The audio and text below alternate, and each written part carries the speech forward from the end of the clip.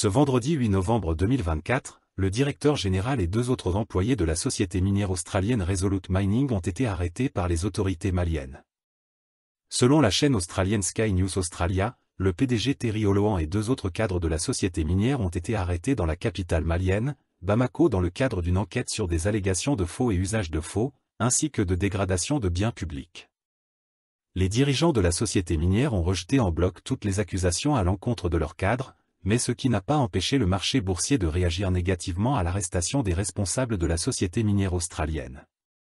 Suite à cette interpellation du côté du Mali, la société a perdu près de 33% de sa valeur boursière sur le marché.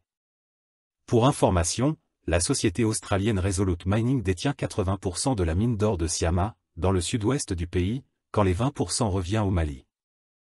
Pour beaucoup d'Africains et observateurs, 20%, c'est dérisoire, quand ces mêmes Occidentaux et le monde entier nous insultent, nous traitent de misérables, d'incapables chez nous en Afrique. Le président Ibrahim Traoré avait envoyé un avertissement à toutes les sociétés étrangères qui travaillent au Burkina Faso, dont leur pays refusait de vendre à l'AES du matériel militaire afin de défendre leur population et sécuriser leur territoire contre les djihadistes.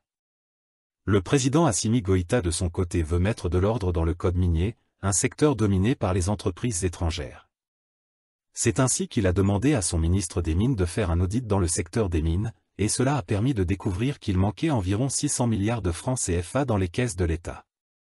Suite à cela, d'autres enquêtes ont permis en septembre de mettre en détention pendant plusieurs jours 4 employés de la société canadienne Barrick Gold pour n'avoir pas respecté ses engagements. La société canadienne aurait conclu en octobre un accord avec le gouvernement malien et payé 50 milliards de francs CFA, environ 81 millions de dollars.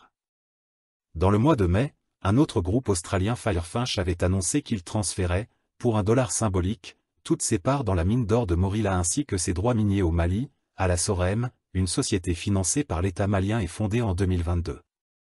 Pour Julian Malnick, le président du club minier de Sydney en Australie, qui avait aussi fait l'objet d'arrestations en Zambie, la pression accrue exercée sur les entreprises étrangères coïncide avec la rencontre du président Assimi Goïta et du président chinois Xi Jinping en septembre en Chine, puis en octobre. Mais le vrai changement est apparu après la fin des accords de défense qui avaient été conclus avec la France et qui a vu l'arrivée des soldats russes au Mali.